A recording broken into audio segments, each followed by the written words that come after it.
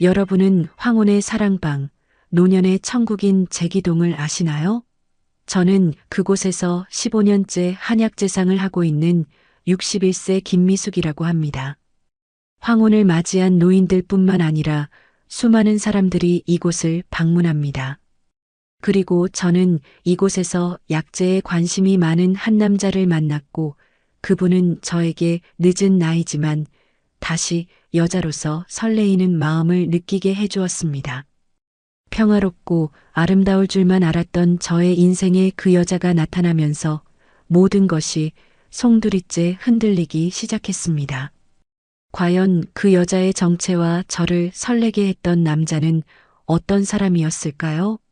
아직도 저의 마음을 아프게 했던 그 여자가 저에게 한 마리 귓가에 맴돕니다.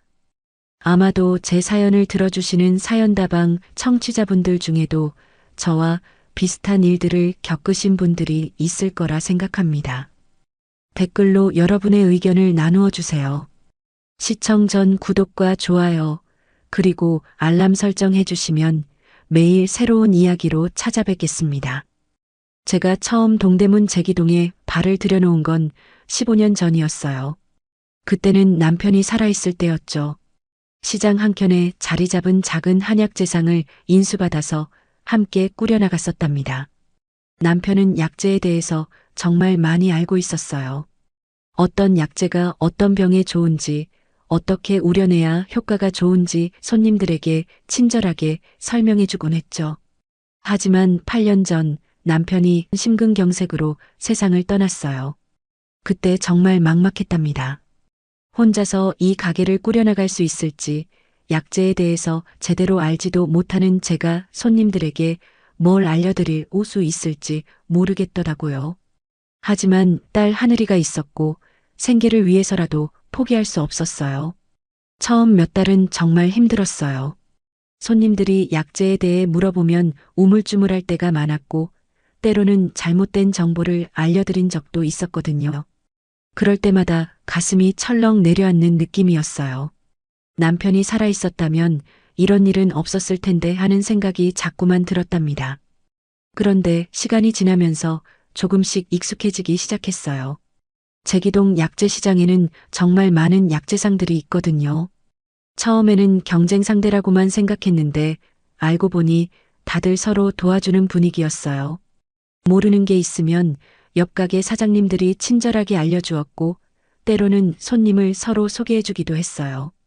특히 우리 가게 바로 옆에 있는 최 할머니가 정말 많이 도와주셨답니다.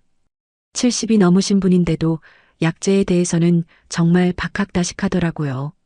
어떤 약재를 어떻게 조합해야 하는지, 체질에 따라 어떻게 달리 처방해야 하는지 하나하나 가르쳐 주었어요. 제가 제기동 약재시장에서 15년을 버틸 수 있었던 건 바로 이런 따뜻한 사람들 덕분이었어요. 시장이라는 곳이 단순히 물건을 사고 파는 곳이 아니라 정이 오가는 공간이라는 걸 느꼈답니다. 저는 매일 아침 6시면 일어나서 시장으로 나와요. 가게 문을 열고 진열해둘 약재들을 정리하는 게 제 일과의 시작이에요.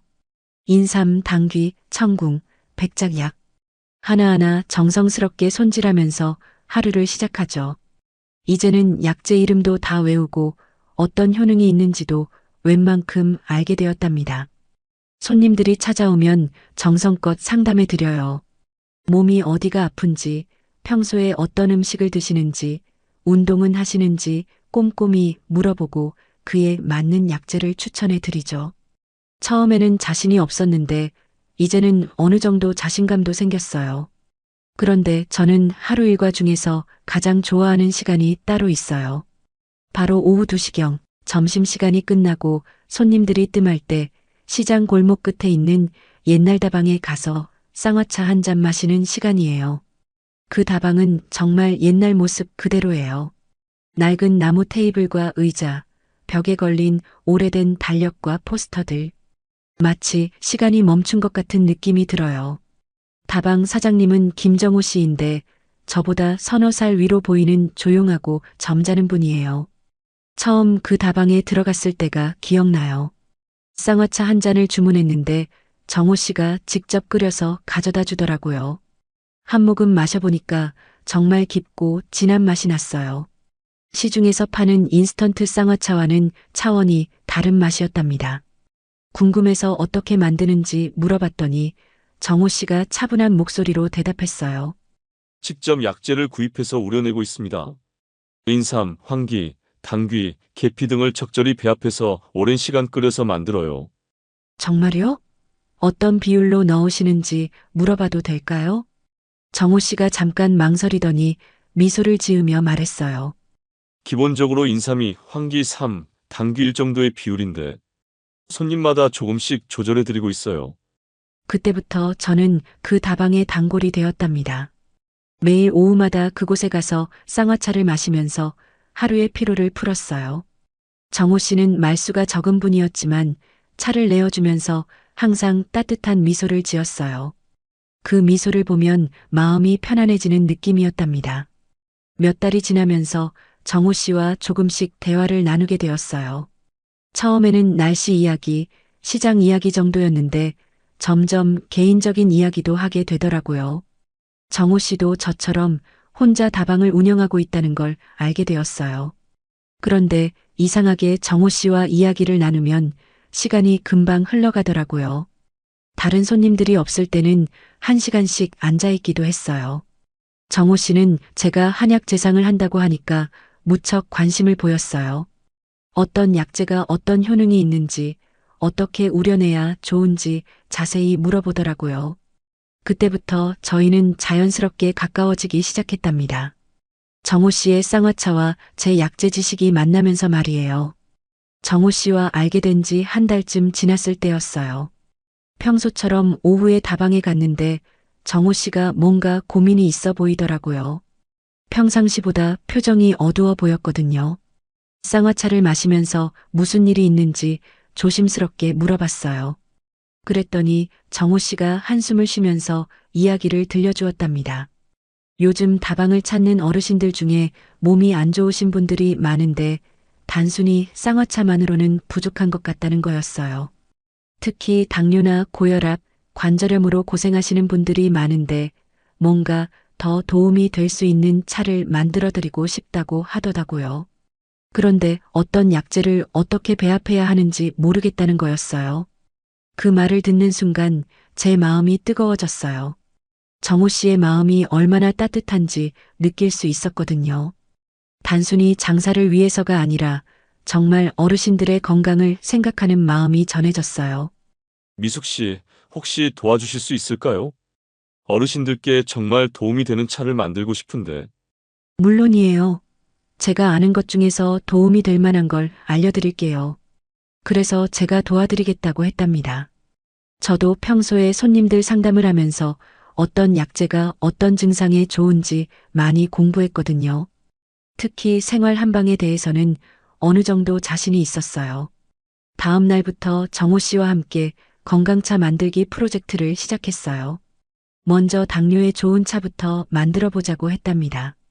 돼지감자, 여주, 쓴메밀, 뽕잎 등을 적절히 배합해서 우려내면 혈당 조절에 도움이 될 거라고 알려드렸어요.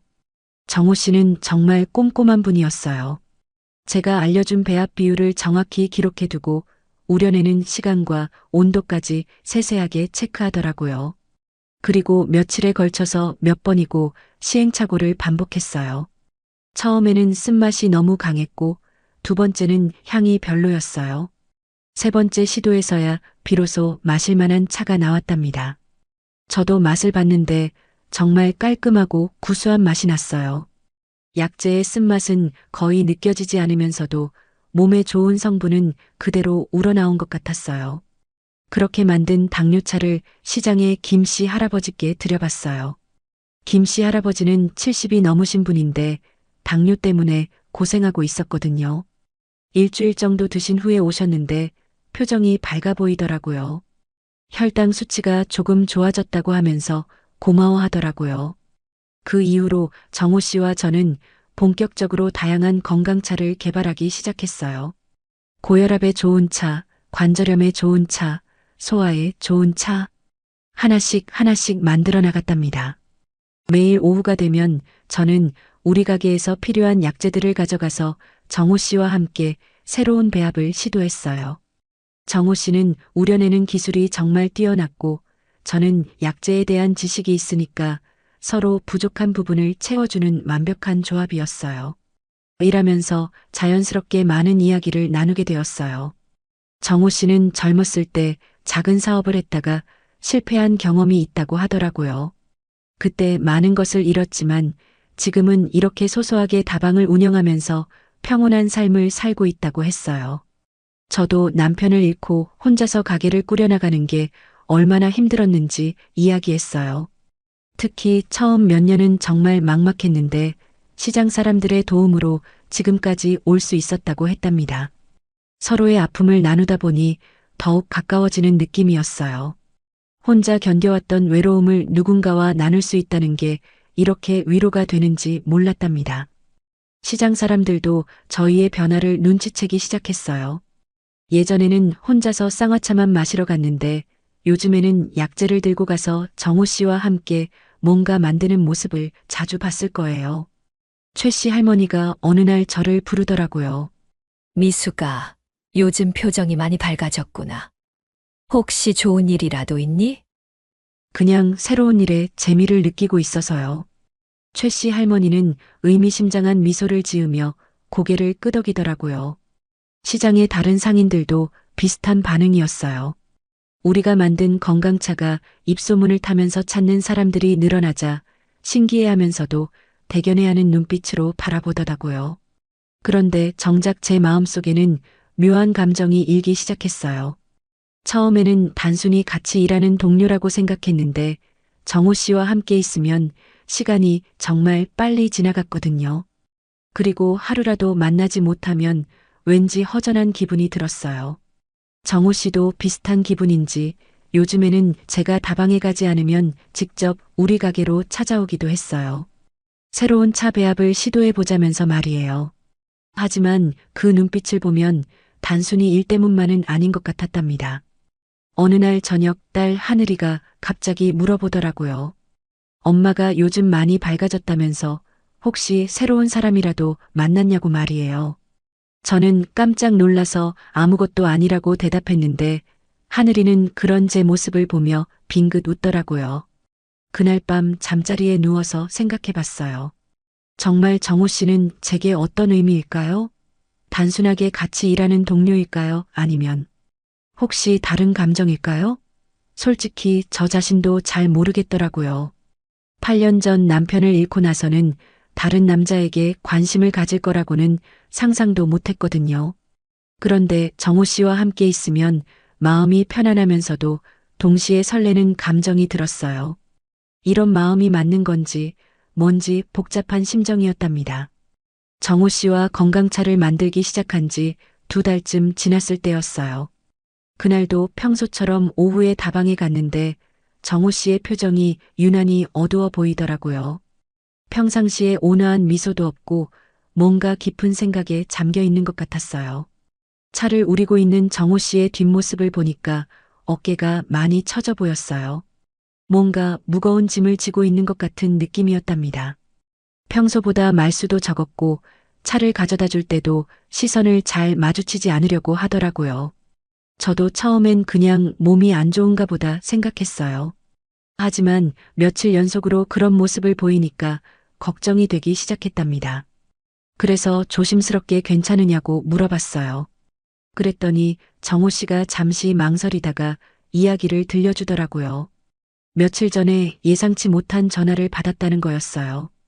20년 동안 연락이 끊어졌던 사람으로부터 말이에요. 정호 씨는 천천히 마치 오래된 상처를 다시 건드리는 것처럼 조심스럽게 이야기를 시작했어요. 미숙 씨, 사실 저에게는 아직 정리하지 못한 과거가 있어요. 어떤? 20년 전에 작은 건설 관련 사업을 했었어요. 처음에는 잘 나갔는데 정호 씨는 말을 잇지 못하고 고개를 떨구었어요. 그 모습을 보니 얼마나 힘든 이야기인지 느낄 수 있었어요. 무슨 일이 있었던 거예요? 어느 순간부터 일이 꼬이기 시작했어요. 큰 프로젝트에서 설계상에 문제가 생겼고 그걸 해결하느라 예상보다 훨씬 많은 비용이 들어갔어요.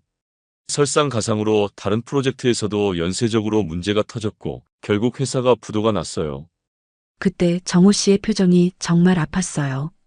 20년이 지났는데도 그 기억이 얼마나 생생한지 말을 하면서도 고통스러워하는 게 눈에 보였거든요. 더 힘든 건 그 과정에서 가족들과의 관계도 틀어졌다는 거였어요. 아내는 처음에는 이해해 주려고 했지만 빚을 갚기 위해 집도 팔고 살던 동네도 떠나야 하는 상황이 되자 견디지 못하겠다고 하더래요. 아이들도 어렸는데 갑자기 생활 환경이 바뀌니까 혼란스러워했고 특히 큰아이는 아버지를 원망하는 눈빛으로 바라보기 시작했다고 해요. 그런 시선들을 견딜 수가 없었답니다. 그래서 결국 제가 가족들에게 더 이상 피해를 주고 싶지 않아 혼자 집을 나왔어요. 그때가 바로 20년 전이었어요. 그 이후로는 가끔 생활비를 보내주는 것 외에는 연락을 끊고 살았어요. 이야기를 들으면서 제 가슴이 먹먹해졌어요. 정호 씨가 얼마나 많은 아픔을 혼자 감당해 왔는지 느껴졌거든요. 그리고 지금 이 다방에서 조용히 살아가는 모습이 얼마나 큰 상처 위에 세워진 건지 알 수 있었답니다. 그런데 며칠 전에 갑자기 아내로부터 전화가 왔다는 거였어요. 뭐라고 했어요? 이혼 절차를 진행하자는 내용이었어요. 20년 동안 사실상 별거 상태로 살아왔지만 법적으로는 여전히 부부였거든요. 그런데 이제 아내가 재혼하고 싶다고 정식으로 이혼을 하자고 했어요. 저는 물론 동의한다고 했지만 그 전화를 받고 나서 20년 전의 기억들이 다시 떠올랐어요. 저 때문에 가족들이 얼마나 힘들어했는지, 제가 얼마나 무책임한 남편이고 아버지였는지 다시 한번 생각하게 되었어요. 저는 그런 정호 씨를 보면서 뭐라고 위로의 말을 해줘야 할지 몰랐어요. 괜찮다고 다 지나간 일이라고 말하기에는 그분의 상처가 너무 깊어 보였거든요. 대신 저도 제 이야기를 들려드렸어요. 남편의 마지막 8년이 얼마나 힘들었는지 그 시간을 함께 견뎌내면서 저도 많은 걸 깨달았다고 말이에요. 남편이 처음 심장에 이상이 있다고 진단받았을 때가 기억나요. 의사가 수술을 해야 한다고 했는데 성공 확률이 높지 않다고 하더라고요. 그때 정말 하늘이 무너지는 기분이었어요. 수술 이후에도 계속 병원을 다녀야 했고 약값만 해도 한 달에 몇십만 원씩 들어갔어요. 그때는 가게 수입도 지금보다 적어서 병원비 때문에 정말 힘들었어요. 때로는 약값을 마련하기 위해 가게에 있는 비싼 약재들을 팔기도 했어요. 그런데 더 힘든 건 남편의 마음이었어요. 자신 때문에 가족이 힘들어한다는 걸 알면서도 어쩔 수 없는 상황이었으니까요. 가끔씩 저를 보면서 미안하다고 차라리 자신이 없어지는 게 낫겠다고 말할 때가 있었어요. 그럴 때마다 저는 울면서 그런 말하지 말라고 했어요. 우리가 함께라면 어떤 어려움이라도 이겨낼 수 있으니 포기하지 말라고요. 3년 동안 그렇게 함께 싸웠는데 결국 남편은 이기지 못했어요. 마지막에 병원에서 제 손을 잡고 말하던 그 순간이 지금도 생생해요. 고맙다고 사랑한다고요. 남편이 세상을 떠난 후에 정말 많이 울었어요. 그리고 원망도 많이 했답니다. 왜 하필 우리에게 이런 시련이 왔을까? 왜 좀 더 일찍 병원에 가지 않았을까? 왜 내가 더 잘해주지 못했을까? 그런 생각들로 밤잠을 못 이룰 때가 많았어요. 하지만 시간이 지나면서 깨달았어요. 아픔도 사랑의 한 부분이라는 걸 말이에요. 남편과 함께했던 시간들, 그 속에서 느꼈던 사랑과 아픔이 모두 소중한 추억이 되었어요. 정호 씨는 제 이야기를 들으면서 조용히 고개를 끄덕였어요. 그리고 말하더라고요. 저도 미숙 씨처럼 사랑하는 사람을 위해 끝까지 함께했으면 좋았을 텐데 저는 도망쳤어요. 그렇지 않아요. 정호 씨도 가족을 사랑했기 때문에 떠난 거예요. 더 이상 피해를 주고 싶지 않은 마음에서 나온 선택이었다고요. 비겁한 선택이 아니라 나름의 책임감에서 나온 결정이었어요. 그날 이후로 저희는 서로의 상처를 이해하게 되었어요. 둘 다 사랑하는 사람을 잃은 아픔을 가지고 있었고 그 아픔 때문에 더욱 서로를 이해할 수 있게 되었답니다. 이상하게도 서로의 아픔을 나누고 나니까 마음이 더 가까워지는 느낌이었어요. 혼자서 견뎌왔던 외로움과 아픔을 누군가와 나눌 수 있다는 게 이렇게 큰 위로가 되는지 몰랐답니다. 서로의 아픈 과거를 나눈 이후로 정호 씨와 저는 더욱 가까워졌어요. 전에는 동료 같은 느낌이었다면 이제는 정말 서로를 이해하고 의지할 수 있는 특별한 사이가 된 것 같았답니다. 우리가 함께 만든 건강차들이 제기동 약재시장에서 입소문을 타기 시작한 건 바로 그때부터였어요. 처음에는 몇 분의 단골 어르신들만 드셨는데 효과를 본 분들이 주변에 소개하면서 점점 찾는 사람들이 늘어났거든요. 특히 당뇨차가 가장 인기였어요. 김씨 할아버지뿐만 아니라 다른 분들도 드시고 나서 혈당 수치가 좋아졌다고 하면서 감사 인사를 전해오는 경우가 많았답니다.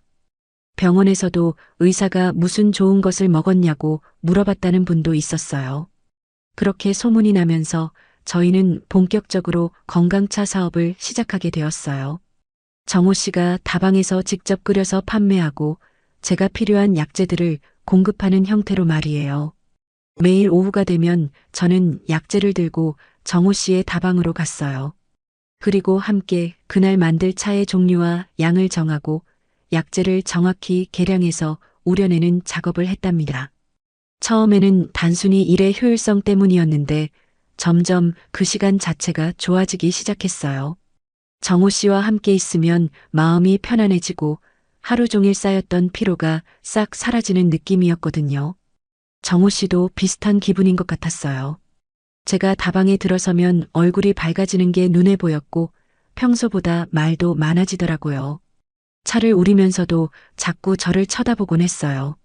어느 날은 정호 씨가 갑자기 물어보더라고요. 저에게 고마운 마음을 어떻게 표현해야 할지 모르겠다고 덕분에 다방도 활기를 찾았고 자신도 새로운 삶의 의미를 찾은 것 같다고 말이에요. 그 말을 듣는 순간 제 가슴이 두근거렸어요. 정호 씨의 진심이 느껴졌거든요. 그리고 저 역시 정호 씨 덕분에 하루하루가 즐거워졌다고 대답했답니다. 시장 사람들도 저희의 변화를 확실히 눈치챘어요. 예전에 미숙 씨와는 다르다면서 표정이 많이 밝아지고 활기가 생겼다고 하더라고요. 특히 최 씨 할머니는 아예 대놓고 좋은 일이 생긴 것 같다면서 의미심장한 미소를 지었어요. 다른 상인들도 저희가 함께 만든 건강차에 대해 관심을 보이기 시작했어요.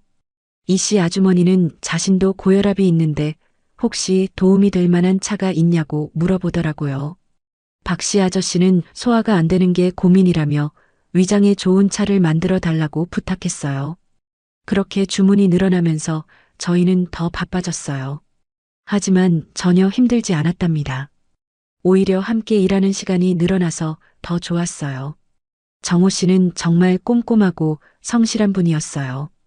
약재를 다룰 때도 위생에 신경을 많이 쓰고 우려내는 과정도 매번 동일하게 유지하려고 노력했어요. 그런 모습을 보면서 이분이 정말 정직한 사람임을 알 수 있었답니다. 저 역시 더욱 열심히 약재 공부를 했어요. 손님들이 다양한 증상에 대해 문의하면 정확한 답을 드릴 수 있도록 관련 책도 사서 읽고 인터넷으로도 정보를 찾아봤어요. 그런 과정에서 자연스럽게 저희는 더 많은 시간을 함께 보내게 되었어요. 때로는 저녁 늦게까지 새로운 배합을 연구하기도 했고 주말에도 함께 약재 시장을 둘러보며 좋은 재료를 찾기도 했답니다. 어느 토요일 오후였어요. 평소보다 손님이 적어서 여유로운 시간을 보내고 있는데 정호 씨가 갑자기 저에게 말하더라고요.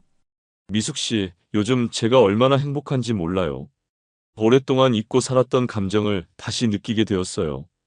저도 마찬가지였어요. 남편을 잃고 나서는 그저 하루하루를 버티는 게 전부였는데 정호 씨를 만나면서 다시 삶에 대한 의욕이 생겼거든요. 매일 아침 일어나는 것도 즐거워지고 새로운 일에 도전하는 것도 재미있어졌어요. 그날 저녁 일을 마치고 나서 정호 씨가 저에게 제안하더라고요. 미숙 씨, 근처 공원을 함께 산책하지 않을래요? 날씨도 좋고. 평소에는 일을 마치면 바로 각자 집으로 돌아갔는데 그날은 왠지 아쉬운 마음이 들었나 봐요. 함께 공원을 걸으면서 많은 이야기를 나누었어요. 어릴 때의 꿈, 젊었을 때의 추억, 앞으로의 계획. 그런 이야기들을 하다 보니 시간이 금세 지나갔답니다. 공원 벤치에 앉아서 쉬는데 갑자기 정호 씨가 제 손을 잡더라고요. 그리고 조용히 말하더라고요. 미숙 씨, 저에게는 아직 정리되지 않은 과거가 있지만 미숙 씨와 함께하는 시간이 너무 소중해요. 이런 마음을 가져도 되는 건지 모르겠어요. 그 순간 제 마음도 두근거렸어요. 사실 저도 똑같은 마음이었거든요. 정호 씨와 함께 있으면 편안하면서도 설레고 하루라도 보지 못하면 보고 싶어지는 그런 감정이 생겼었어요. 정호 씨, 저도 같은 마음이에요. 하지만 동시에 복잡한 마음도 있어요. 정호 씨는 아직 법적으로는 기혼자고 저에게는 보살펴야 할 딸 아이가 있으니까요. 이런 감정을 가져도 되는 건지 주변 사람들이 어떻게 생각할지 걱정이 되었어요. 결국 그날은 서로의 마음을 확인하는 정도에서 끝났어요. 하지만 집으로 돌아가는 길에 마음이 복잡했답니다. 행복하면서도 불안하고 설레면서도 걱정스러운 그런 기분이었어요. 그날 밤 잠자리에 누워서 많은 생각을 했어요. 정호 씨와 저, 과연 우리의 이런 감정이 올바른 걸까요? 남편에게 미안한 마음도 있었고, 딸 아이가 어떻게 생각할지도 고민이 되었어요. 하지만 한 가지는 확실했어요. 정호 씨와 함께 있을 때 느끼는 이 따뜻한 감정은 진실했다는 것. 그리고 서로를 위로하고 의지할 수 있다는 것이 얼마나 소중한지도 깨달았답니다. 다음 날부터는 이전과는 조금 다른 분위기가 되었어요. 서로 말로 표현하지는 않았지만 눈빛만 봐도 마음을 알 수 있을 정도로 가까워졌거든요. 손이 스칠 때마다 전기가 흐르는 것 같았고 함께 웃을 때면 세상이 온통 밝아 보였어요. 시장 사람들도 저희의 변화를 더욱 확실하게 느꼈나 봐요. 누군가는 축하한다는 눈빛으로, 누군가는 걱정스러운 표정으로 저희를 바라보더라고요. 하지만 대부분은 따뜻하게 응원해주는 분위기였어요. 그렇게 행복한 시간이 한 달 정도 흘렀을 때였어요. 그날도 평소처럼 오후에 정호 씨의 다방에 가서 함께 건강차를 우리고 있었는데 갑자기 다방 문이 거칠게 열리면서 한 여자가 들어왔어요. 처음 보는 분이었는데 나이는 저와 비슷해 보였고 옷차림이 제법 화려했어요. 그런데 표정이 너무 험악하더라고요. 마치 누구를 잡아먹을 듯한 눈빛으로 다방 안을 훑어보면서 정호 씨를 찾는 것 같았어요. 정호 씨가 그 여자를 보는 순간 얼굴이 하얗게 질렸어요. 그리고 떨리는 목소리로 부르더라고요. 순자야, 그제야 저는 깨달았답니다. 바로 정호 씨의 아내였던 거예요. 순자 씨는 저를 보더니 쏘아붙이듯 물어봤어요. 이 여자 누구야? 정호 씨가 당황하면서 대답했어요. 시장에서 한약 제상을 하는 미숙 씨야. 건강차를 함께 만드는 사업 파트너고. 사업 파트너라. 순자 씨는 비웃는 듯한 표정을 지으며 중얼거렸어요. 그 순간 분위기가 너무 험악해져서 저는 일단 자리를 피하는 게 좋겠다고 생각했어요. 정호 씨, 저는 나중에 다시 올게요. 정호 씨에게 말하고 다방을 나왔는데 밖으로 나오면서도 안에서 들려오는 큰 소리가 들렸어요. 순자 씨가 소리를 지르면서 뭔가를 따지는 것 같았는데 정확한 내용은 들리지 않았지만 분위기가 심상치 않다는 건 알 수 있었답니다. 그날 저녁 정호 씨에게서 연락이 왔어요. 목소리가 너무 지쳐 있더라고요. 미숙 씨, 아내 때문에 큰일이 났어요. 내일 시간이 되면 만나서 이야기하고 싶어요. 다음 날 만난 정호 씨의 표정은 정말 심각했어요. 하루 사이에 10살은 늙어 보이는 것 같더라고요. 그리고 조용히 어제 있었던 일을 이야기해 주었어요. 부인에게 재혼하려는 남자가 있는데 그 사람이 꽤 재력이 있는 분이라고 하더라고요. 그런데 정호 씨와 법적으로 이혼을 하지 않은 상태에서는 재혼할 수 없으니까 빨리 정리하자고 온 거였어요. 여기까지는 정호 씨도 당연히 동의할 수 있는 내용이었어요. 20년 동안 별거해 왔고 서로 새로운 삶을 살 권리가 있으니까요. 그런데 문제는 그 다음이었답니다. 순자 씨가 위자료를 요구한 거였어요. 20년 전에 당신이 사업 실패로 가정을 망쳤잖아. 그동안 혼자 고생한 것에 대한 보상을 해야지. 이 다방을 넘기라고. 정호 씨는 깜짝 놀랐답니다. 이 다방은 20년 동안 자신이 혼자 힘으로 꾸려온 거였거든요. 사업 실패 후에 빈손으로 시작해서 조금씩 모은 돈으로 얻은 작은 공간이었어요. 정호 씨에게는 더없이 소중한 공간이었어요. 하지만 순자 씨는 들을 생각이 없었어요. 내가 20년 동안 얼마나 힘들게 살았는데 남편 없이 아이들을 키우느라 얼마나 고생했는지 알아? 이 정도는 받을 자격 있어. 더 충격적인 건 그 다음이었어요. 순자 씨가 저에 대해서도 문제를 삼은 거였어요. 아직 이혼하지도 않은 사람이 다른 여자와 사업을 한다고. 그냥 사업만 하는 관계 맞아? 그 말을 듣는 순간 제 가슴이 철렁 내려앉았어요. 저희는 정말 순수하게 일의 파트너로 시작했는데 그런 식으로 오해받을 줄은 몰랐거든요. 물론 최근에 서로에게 특별한 감정이 생긴 건 사실이지만 그렇다고 해서 부정한 관계는 아니었어요. 정호 씨도 억울했나 봐요. 미숙 씨는 정말 좋은 분이고 자신이 새로운 삶을 찾는데 큰 도움을 주었다고 설명했대요. 하지만 순자 씨는 전혀 들으려 하지 않았고 오히려 더 화를 냈다고 하더라고요.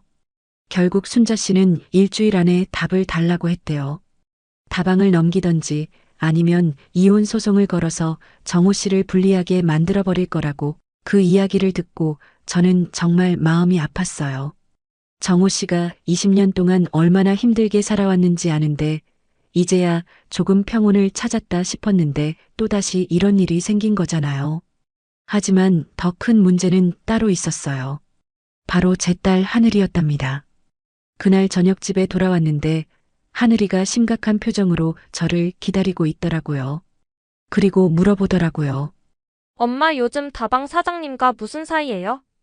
시장 사람들이 다 그 얘기를 해요. 저는 당황해서 대답했어요. 그냥 같이 일하는 동료야.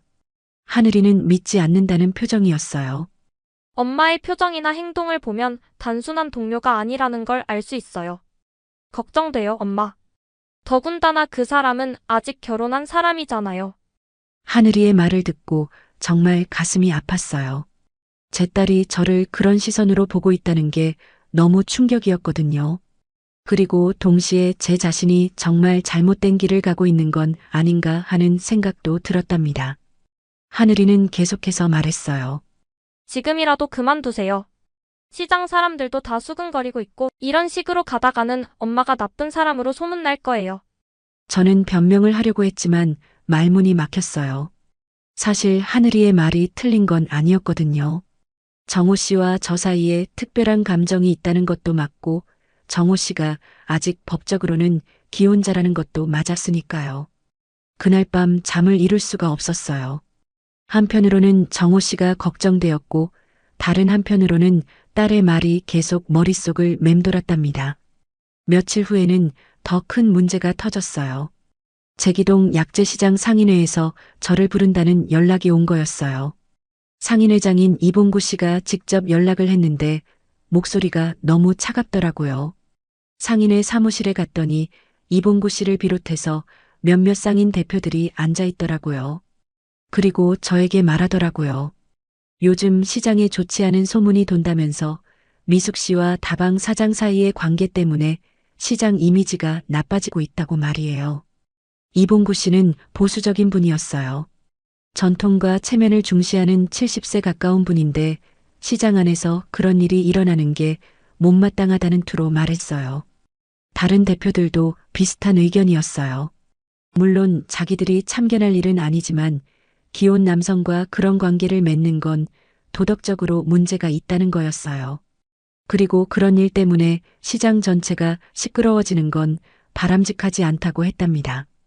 결국 상인회에서 내린 결론은 이거였어요. 저희가 관계를 정리하든지 아니면 한쪽이 시장을 떠나든지 해달라는 거였어요. 그렇지 않으면 앞으로 시장 행사나 모임에서 배제할 수도 있다고 경고했답니다. 그날 상인회에서 나오면서 정말 절망적이었어요. 순자 씨의 협박, 딸의 반대, 그리고 이제는 시장 사람들까지 사방에서 저희를 압박하고 있는 느낌이었거든요. 정호 씨에게 연락해서 상인회에서 있었던 일을 이야기했어요. 정호 씨도 비슷한 압박을 받고 있다고 하더라고요. 다방 단골 어르신들 중에서도 좋지 않게 보는 분들이 있다면서 정말 힘들다고 했어요. 그날 밤 저희는 정말 긴 이야기를 나누었어요. 과연 저희가 이 상황을 이겨낼 수 있을까요? 아니면 포기해야 할까요? 서로에 대한 마음은 진실하지만 현실은 너무나 거칠었답니다. 상인회의 경고를 받고 며칠이 지났을 때였어요. 저는 정말 우울한 나날을 보내고 있었답니다. 가게에 나와 있어도 시장 사람들의 시선이 신경 쓰이고 정호 씨와 만나는 것도 부담스러워졌어요. 그런데 어느 날 아침 평소보다 일찍 가게에 나왔는데 최 씨 할머니가 기다리고 있더라고요. 표정이 심각해 보여서 무슨 일인가 싶었는데 할머니가 저에게 다가와서 조용히 말하더라고요. 미수가 너무 풀 죽어 있지 마. 시장에는 너를 응원하는 사람들이 많아. 그 말을 듣고 깜짝 놀랐어요. 모든 사람들이 저희를 못마땅하게 생각하는 줄 알았거든요. 최 씨 할머니는 계속 말했어요. 상인회에서는 그렇게 말했지만 정작 시장에 오래된 상인들, 특히 할머니들은 다른 생각이야. 너와 정호 씨가 얼마나 진실한 마음으로 서로를 대하는지 다 보고 있어. 그리고는 깜짝 놀랄 이야기를 해주었답니다. 시장의 원로 상인들이 비공식적으로 모여서 저희 이야기를 했다는 거예요. 그분들은 대부분 70대 이상의 할아버지, 할머니들인데 인생 경험이 많으신 분들이잖아요. 그분들 중에 김 씨 할아버지가 말했다는 거예요. 자신도 젊었을 때 비슷한 경험이 있었는데 진정한 사랑을 만났을 때는 나이나 상황이 중요한 게 아니라고, 특히 인생의 후반부에 만나는 사랑은 더욱 소중하다고. 박 씨 할머니도 동조했다고 해요. 미숙 씨가 남편 잃고 혼자 얼마나 힘들게 살아왔는지 다 봤는데 이제 좋은 사람 만나서 행복해하는 모습을 보니 기뻐. 최 씨 할머니는 그뿐만 아니라고 했어요. 저희가 함께 만든 건강차 덕분에 몸이 좋아진 어르신들이 얼마나 많은지, 그런 좋은 일을 하는 사람들을 왜 나쁘게 봐야 하냐는 의견도 있었다고 하더라고요. 그 이야기를 듣고 가슴이 뜨거워졌어요. 저는 모든 사람들이 저희를 손가락질한다고 생각했는데 오히려 응원해주는 분들이 더 많다는 걸 몰랐거든요. 최 씨 할머니는 마지막으로 이런 말을 해주었어요. 인생은 한 번뿐이니까 후회하지 마. 진정으로 사랑하는 사람이 있다면 끝까지 지켜내. 그리고 우리가 뒤에서 도와줄 테니까 걱정하지 마라. 그날 오후 정호 씨에게 이 이야기를 해줬더니 정호 씨도 비슷한 경험을 했다고 하더라고요. 다방 단골 어르신들 중에 몇 분이 찾아와서 힘내라고 격려해 주었다는 거였어요. 특히 인상적이었던 건 이 씨 할아버지의 말이었어요. 자신은 젊었을 때 진정한 사랑을 놓쳤는데 지금도 후회하고 있다고. 정호 씨는 그런 실수를 하지 말라고 했다는 거예요. 그렇게 며칠이 지나자 시장의 분위기가 확실히 바뀌기 시작했어요.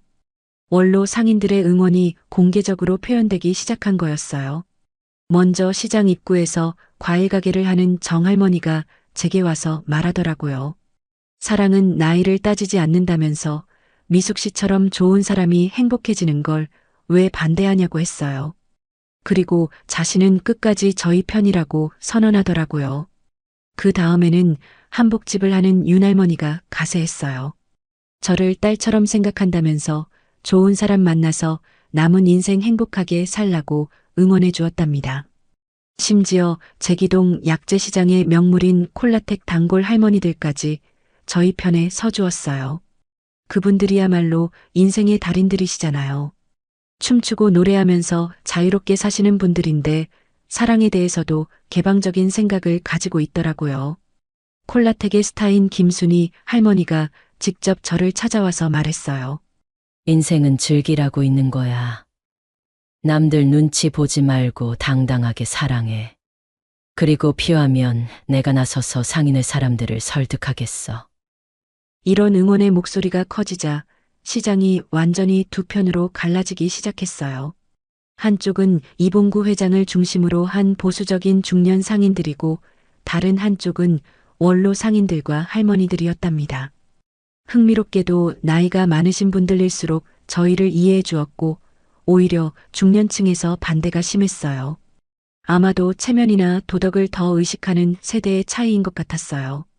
젊은 상인들은 대부분 관심이 없거나 중립적인 입장이었어요. 자신들 일도 바쁜데 남의 연애사까지 신경 쓸 여유가 없다는 분위기였죠. 그런데 놀라운 일이 일어났어요. 어느 날 아침 시장에 나왔는데 제 가게 앞에 꽃다발이 놓여 있더라고요. 카드에는 미숙 씨, 힘내세요라고 적혀 있었는데 누가 놓고 간 건지 모르겠더라고요. 그 이후로 비슷한 일들이 계속 일어났어요. 누군가가 제 가게 앞에 응원의 메모를 붙여놓기도 하고 정호 씨 다방에는 단골 할머니들이 더 자주 찾아와서 격려해주기도 했답니다. 심지어 어느 날은 정말 감동적인 일이 있었어요. 시장에 할머니들이 모여서 저희를 위한 작은 모임을 열어주신 거였어요. 미숙이와 정호 씨를 응원하는 모임이라고 이름까지 지어서 말이에요. 그 모임에서 할머니들이 돌아가면서 격려의 말씀을 해주었는데 정말 눈물이 날 뻔했어요. 김할머니는 말했어요. 사랑은 용기야. 용기를 내서 끝까지 싸워. 박할머니는 자신도 젊었을 때 비슷한 시련을 겪었는데 포기하지 않아서 행복한 결혼 생활을 할 수 있었다고 하더라고요. 가장 인상적이었던 건 최 씨 할머니의 말이었어요. 제기동 약재시장은 단순히 물건을 파는 곳이 아니라 사람들이 서로 도우며 살아가는 공동체야. 그 공동체의 구성원이 행복해 하는데 왜 방해하냐고. 그 모임이 있은 후로 시장의 분위기가 완전히 바뀌었어요. 원로 상인들의 목소리가 더 커졌고 중년 상인들도 조금씩 태도가 누그러지기 시작했답니다. 심지어 상인의 내부에서도 분열이 일어났어요. 부회장인 최성만 씨가 이봉구 회장에게 다시 한번 생각해보자고 제안했다는 소식이 들렸어요. 시장 구성원들의 의견이 이렇게 갈린 상황에서 일방적으로 결정하는 건 바람직하지 않다는 거였어요. 정호 씨도 용기를 얻었나 봐요. 어느 날 저에게 말하더라고요. 이렇게 많은 분들이 응원해 주시는데 우리가 포기하면 안 되겠어요. 순자의 협박도 상인회의 압박도 이겨낼 수 있을 것 같아요. 저도 마음이 많이 든든해졌어요. 혼자라면 무서웠을 테지만 이렇게 많은 분들이 함께 해주시니까 용기가 생겼거든요. 특히 할머니들의 응원이 정말 큰 힘이 되었답니다. 그런데 여전히 해결해야 할 문제들이 있었어요. 순자 씨는 계속 압박을 가하고 있었고 제 딸 하늘이도 여전히 반대하는 입장이었거든요. 시장 사람들의 응원은 큰 힘이 되었지만 가족의 반대는 또 다른 차원의 문제였어요. 하지만 한 가지는 확실해졌어요. 저희는 더 이상 혼자가 아니라는 것. 제기동 약재시장이라는 공동체가 저희와 함께 해주고 있다는 것. 그리고 진정한 사랑은 시련을 통해서 더욱 단단해진다는 것을 깨달았답니다. 시장 할머니들의 응원이 계속되면서 상황이 점점 우리에게 유리하게 흘러가고 있었어요.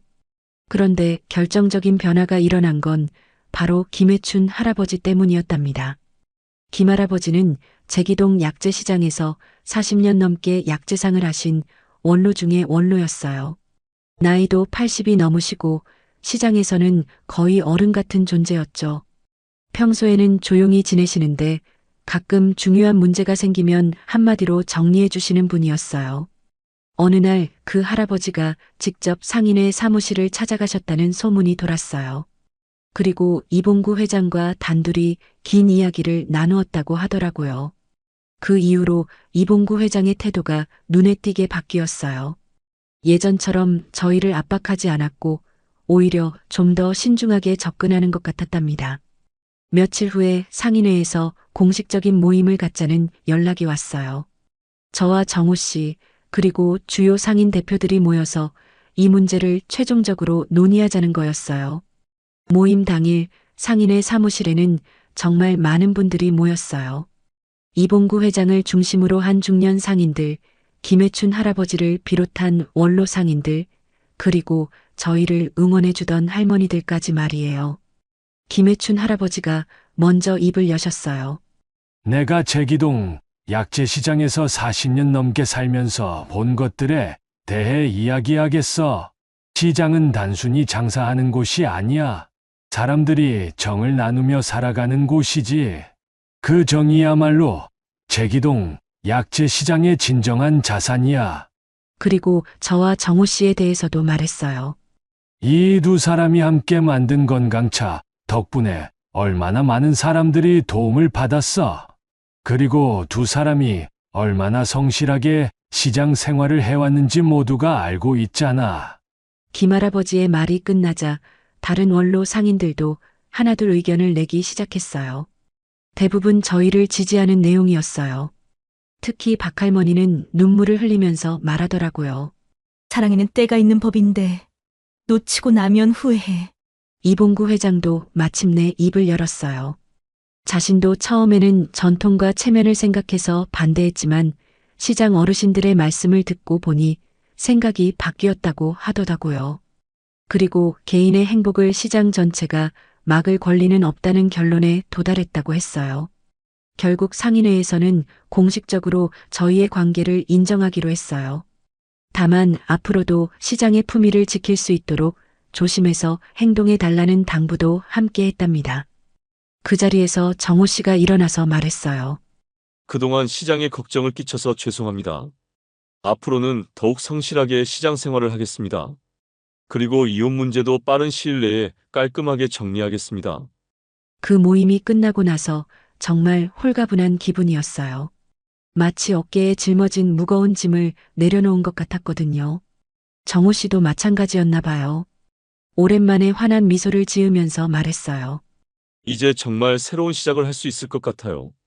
며칠 후 정호 씨로부터 좋은 소식을 들었어요. 순자 씨와 만나서 이야기를 나눴는데 생각보다 순조롭게 해결되었다는 거였어요. 정호 씨가 순자 씨에게 솔직하게 말했다고 해요. 다방을 넘길 수는 없지만 합리적인 수준의 위자료는 지불할 의향이 있다고, 그리고 이혼 절차도 빨리 밟아서 서로 새로운 삶을 시작하자고. 순자 씨도 처음보다는 많이 누그러진 상태였나 봐요. 아마도 재혼할 상대가 경제적으로 여유가 있어서 굳이 다방까지 가져갈 필요성을 느끼지 못한 것 같았어요. 결국 적정한 위자료와 함께 원만하게 이혼하기로 합의했다고 하더라고요. 그런데 여전히 해결되지 않은 문제가 하나 있었어요. 바로 제 딸 하늘이었답니다. 시장에서는 인정받았지만 가족의 반대는 여전히 큰 상처였거든요. 어느 날 저녁 하늘이와 진지한 대화를 나눴어요. 하늘이에게 제 진심을 털어놓았답니다. 하늘아, 아빠를 사랑했던 마음은 지금도 변하지 않았어.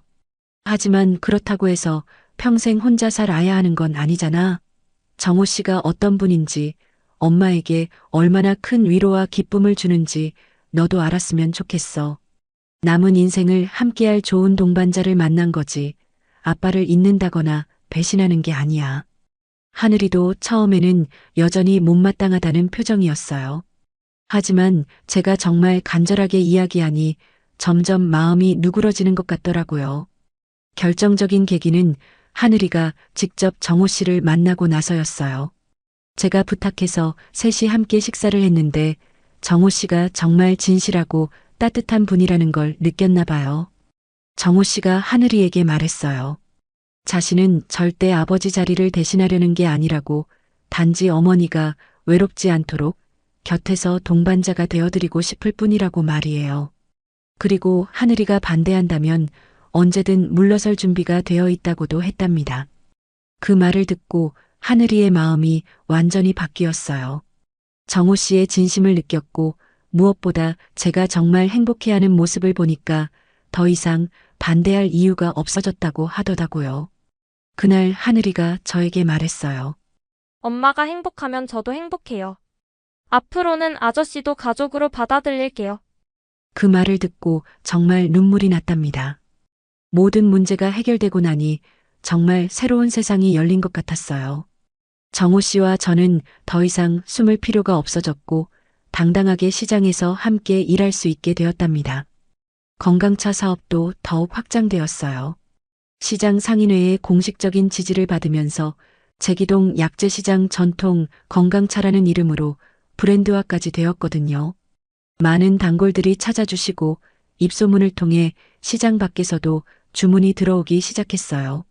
무엇보다 좋은 건 저희가 서로에게 더 이상 부담이 되지 않는다는 거였어요. 당당하게 사랑할 수 있게 되었고 함께 미래를 계획할 수 있게 되었답니다. 어느 날 정호 씨가 저에게 말하더라고요. 미숙 씨, 이제 정식으로 결혼 이야기를 해도 될까요? 아직 이혼 절차가 완료되지는 않았지만 머지않아 자유로운 몸이 될 테니까 그때 정식으로 결혼해요.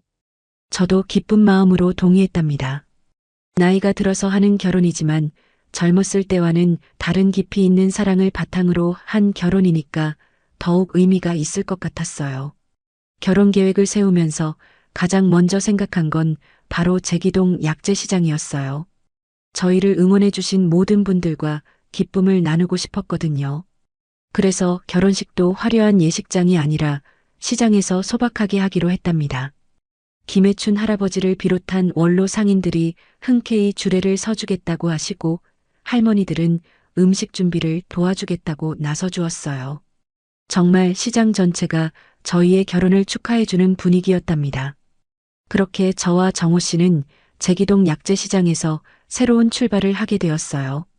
많은 시련과 오해가 있었지만 결국 진정한 사랑은 모든 걸 이겨낸다는 걸 깨달았답니다. 그리고 혼자가 아니라 함께하는 사람들이 있을 때 더 큰 힘을 낼 수 있다는 것도 배웠어요. 지금도 저희는 매일 제기동 약재시장에서 건강차를 만들며 단골 어르신들을 섬기고 있어요. 그리고 서로를 사랑하고 의지하며 행복한 나날을 보내고 있답니다. 인생의 후반부에 만난 사랑이지만 어쩌면 그래서 더욱 소중하고 깊은 것 같아요. 이렇게 저의 이야기가 끝났어요. 지금 생각해보면 정말 많은 일들이 있었네요. 남편을 잃고 혼자가 된 절망감에서 시작해서 정호 씨를 만나 다시 사랑을 느끼게 되고 그 사랑을 지키기 위해 세상과 맞서 싸우기까지 말이에요. 그 과정에서 깨달은 게 있어요. 진정한 사랑이란 나이나 상황을 따지지 않는다는 것, 그리고 혼자서는 할 수 없는 일도 함께하는 사람들이 있으면 가능하다는 거예요. 제기동 약재시장 할머니들과 어르신들의 응원이 없었다면 저희는 이 사랑을 지켜낼 수 없었을 거거든요. 특히 인생의 후반부에 만나는 사랑은 더욱 소중한 것 같아요.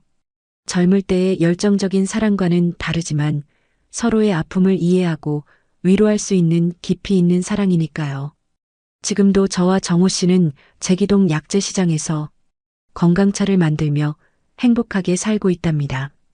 매일 아침 시장에 나와서 단골 어르신들과 인사를 나누고 함께 차를 우리며 하루를 시작해요. 평범하지만 정말 소중한 일상이에요. 여러분들은 어떻게 생각하시나요? 인생의 후반부에도 새로운 사랑이 가능하다고 보시나요? 댓글로 여러분의 생각을 들려주세요. 그리고 제 이야기가 도움이 되었다면 좋아요와 구독 버튼도 눌러주시고 주변에 비슷한 고민을 가진 분들이 있다면 이 이야기를 공유해주세요. 사랑은 나눌수록 더 커지는 법이니까요.